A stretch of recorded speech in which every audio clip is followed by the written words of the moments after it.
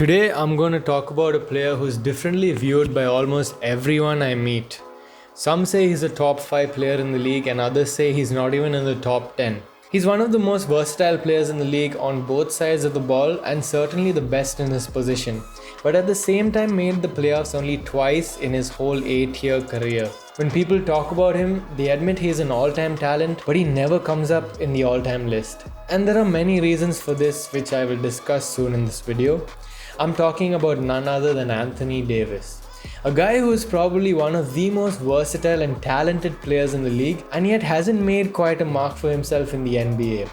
Will that change soon? Only time will tell. But as of right now, where does he really stand? Hey guys, the Indian Hooper back at it with another video for you guys. If you love NBA content like this, make sure to like this video and subscribe because you're in the right place. Today I'll be discussing the career of Anthony Davis, what he's done so far, and is he actually overrated or underrated or just placed right? Let's find out. Anthony Davis was picked up number 1 overall by the Pelicans in the 2012 draft. He was certainly the second most hyped up player of this whole decade after Zion Williamson. Oh, by the way, y'all remember this dude called Anthony Bennett? Oh my god. Now AD deserved all the hype he got. He's 6'10" with a wide wingspan, could put the ball on the floor, beat players off the dribble, take you to the rack, rebound. He was a beast in college. He had a decent rookie year but not good enough to edge out Damian Lillard for the Rookie of the Year award. Then in the next few years he started improving both in the box score as well as on the court, and you could see his development. He added a good mid-range and more recently a decent 3-point shot. He sharpened his ball handling skills and started showing why he was hyped up as a generational talent. See, he was putting up MVP type numbers, but those numbers were hollow stats because they weren't backed up by any great wins or any great playoff runs. This is mostly due to 2 reasons: the failure of the Pelicans in assembling a decent roster around Davis, and the fact that he is the undisputed king of minor injuries. He gets so many nicks and bumps and the occasional sprains, but he's never had any major injury in his career, which is good. Whenever I see a notification of Anthony Davis getting injured, I don't panic these days because I know it's some random poke in the eye or someone farted in his face or something. The front office of the Pelicans haven't surrounded Davis with the players that suit his style. They lack sharpshooting and depth, so they never really made the best of Davis's talent. They had some below average shooters in Tyreke Evans and Jrue Holiday at the time when he was just okay. They had Ryan Anderson off the bench, Etuan Moore, Quincy Pondexter and Al-Farouq Aminu, who were solid enough role players but not the ones you need on a championship team. They did have Eric Gordon, but he wasn't good enough to be a second star with Anthony Davis and also got injured pretty often. So they had poor roster choices and no real secondary star to pair with Anthony Davis, and also something I call the big effect. Now you take all the great bigs in NBA history, Kareem, Shaq, Wilt. None of these players did it all by themselves. They always had another secondary wing or guard who was elite and a superstar in their own right, and they both won championships and had a lot of success together. Kareem had Magic Johnson and basically the Showtime Lakers. Shaq had Kobe and then later D Wade. Wilt had nobody for most of his career, which is why sadly he doesn't have many championships. But generally, a traditional big always needs an elite wing or an elite guard to make the best out of them and unlock their talent in order to have real success in the NBA.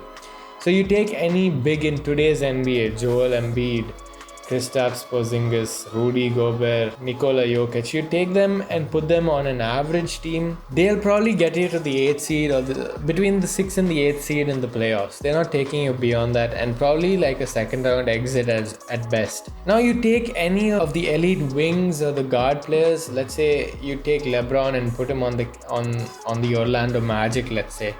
He's getting you a 4th seed or maybe even higher in the Eastern Conference, and he's definitely going to maybe the Western Conference Finals because he's that great.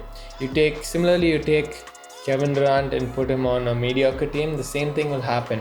So NBA bigs in general, like I said, need another superstar to really unlock their potential, or at least somebody that they can rely on to take the burden off them a little bit. So then Anthony Davis demanded a trade, and now he's on the Lakers with LeBron and with the potential of being one of the best duos in NBA history. Potentially.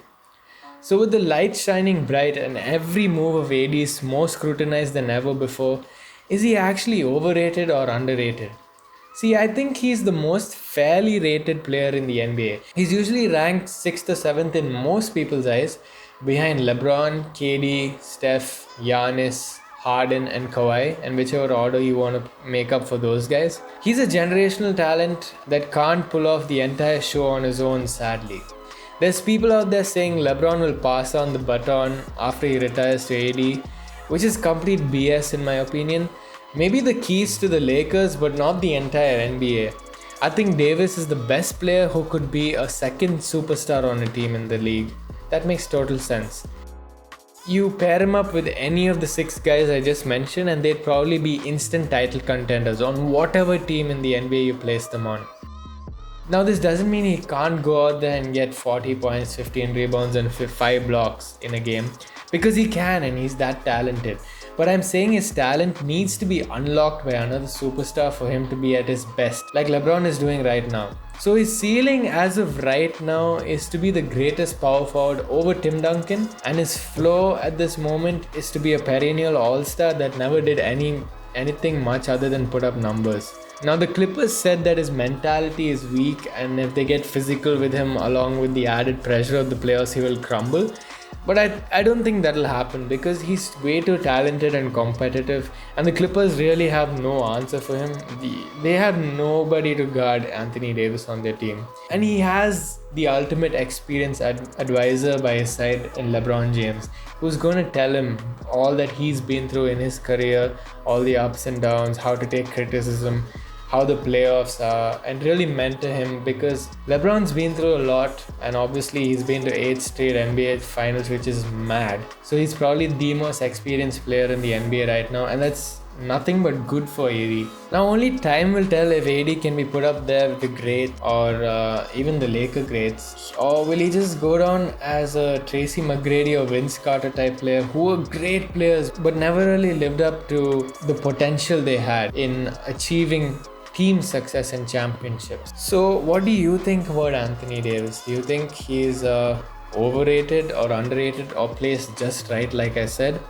Do you think he actually can be put up there with the greats one day? And in my opinion, I think if he wins a few championships and plays really well, you could argue that he's the best power forward that ever lived. He's way more skilled than Tim Duncan, in my opinion, although Tim Duncan obviously has the better resume as of right now. So leave your thoughts down there in the comments below, and if you enjoyed the video, make sure to like and subscribe.